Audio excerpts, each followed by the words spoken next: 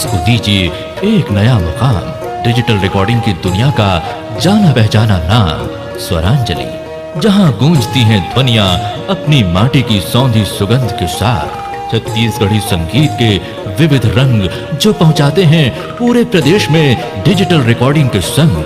Swaranjali studio, Nemichand गली number 2, Ganjpara, Raipur.